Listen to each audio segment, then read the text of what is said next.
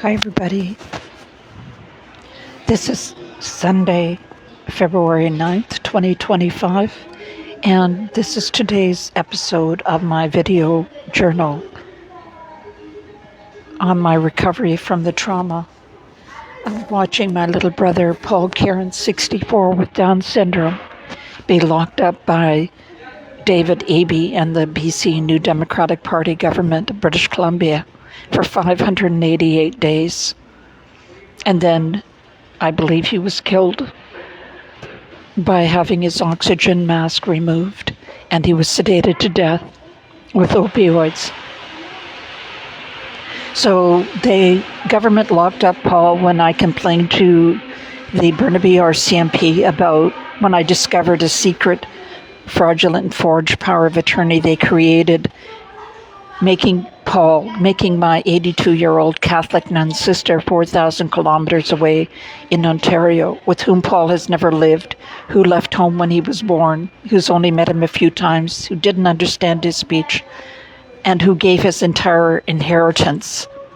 She finagled her way into my father's will to become the executor of my father's will, and she gave Paul's entire inheritance to his group home, and therefore to the BC government.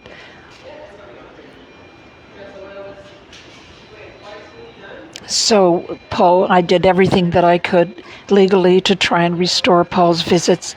I had a contract with the government that I could visit Paul twice a week, once on Thursday, and he could visit me at my apartment on Saturday, have kind of a little bit of a normal family home life.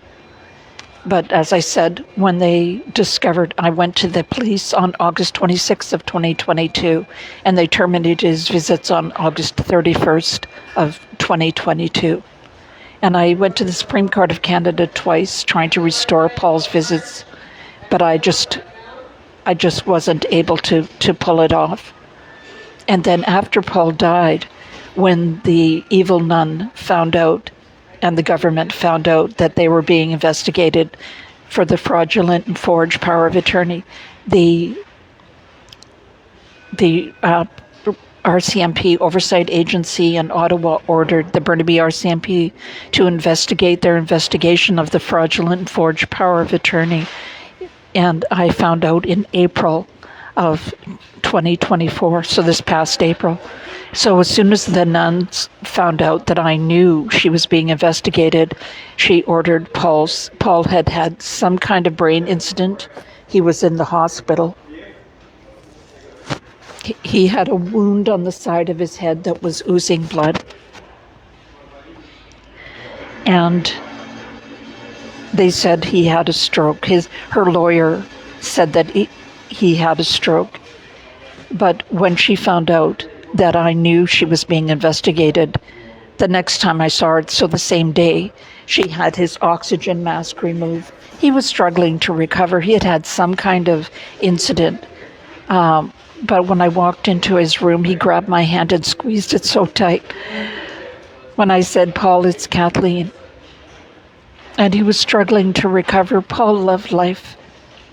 But he had to die. When she found out that I knew she was being investigated by the RCMP, Paul had to die. She, in her mind, if Paul was dead, then there would be no need or any way to investigate. And when I walked in the room after she found out I knew, she said she wouldn't look me in the eye. She wouldn't look me in the eye at all. But she gritted her teeth and she said, "Say goodbye to Paul, he's dying." She's truly evil, psychopathic, malignant narcissist. Strangely enough, she did the same thing with my father.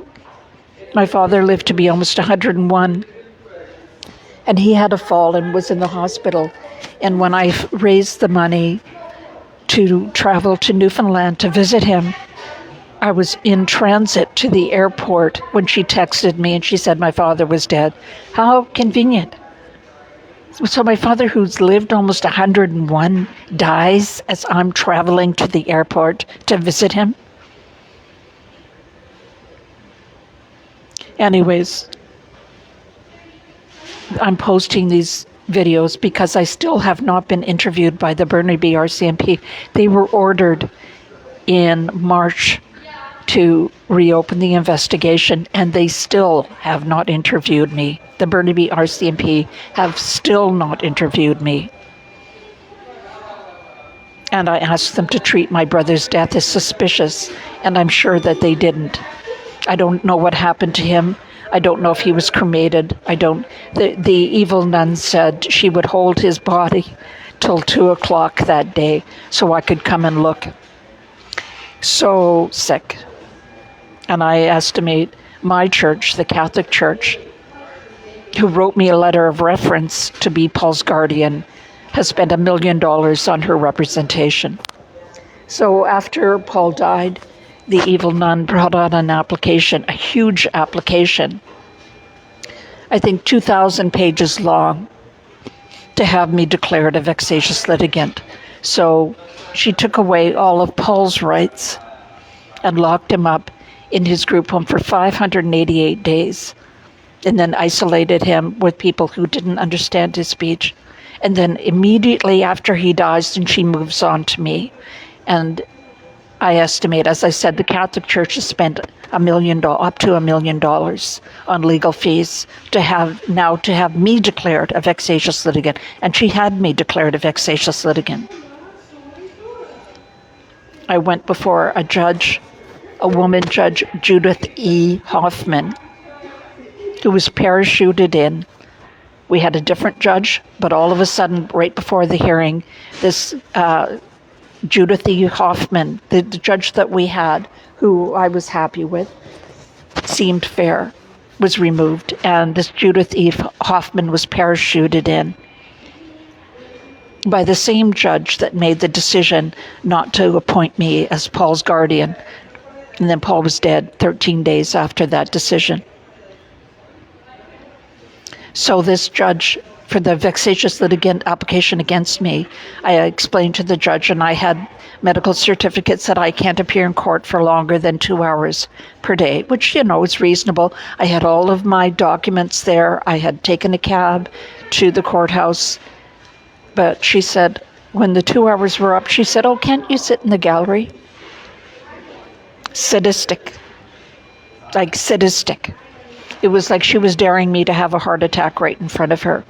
I've got a potentially life-threatening heart condition. I had a heart attack in 2016, and this judge was just daring me to have a heart attack in front of her. It's the worst miscarriage of justice. Between my brother and I, the handling of this case of my brother being locked up for 588 days and them going after me to have me declared a vexatious litigant, and going over the 2 hours per day that I was allowed to be in court, is the worst miscarriage of justice in British Columbia history. So there's an appeal. Now I've had to spend $680 filing 3 notices of appeal. The way this evil judge, Judith E. Hoffman, wrote her decision, I had to file 3 different notices of appeal, $200 per. But there's a hearing date now set for June 24th and June 25th. So I work full-time around the clock on this, just now trying to protect my own rights. Please take a moment to contribute to our GoFundMe account. As I said, the Catholic Church has spent, I think, up to $1 million on 2 different law firms working around the clock. $500 an hour lawyers. There's one of the lawyers, the lawyer she has from Ottawa, all he does is represent pedophile priests across Canada, right to the Supreme Court of Canada. He's a hotshot. He's bilingual. His name is Charles Gibson. And he flies in at the drop of a hat and stays at the Wedgwood Hotel. So that gives you an idea of how much the Catholic Church is spending on her representation. And all she's ever done, she's never had any kids, never had a family. All she's ever done is worked as a drug and alcohol counselor. And they couldn't stand her. Anyways, so please contribute. Click on the link in the description box for this video and contribute to our GoFundMe account. It really helps lift my spirits up. And anything that you can do, share this video. And if you know anybody that could help, if you know any lawyers or law firms or agencies or groups that support. I'm legally a disabled person. I had a brain injury in 2008, and I have a life-threatening cardiac condition and lupus. So anything you can do to help would really be appreciated. And thank you so much for watching these videos. I noticed with the last one, there was almost 200 views. But I think we need to share this. I mean, it's just two little people that don't mean anything in this world. Two little disabled people, Paul and me. But it's the little people that they feel that they can push around. Don't let them. So please contribute to our GoFundMe account and share this video. Thank you, everybody. Take care.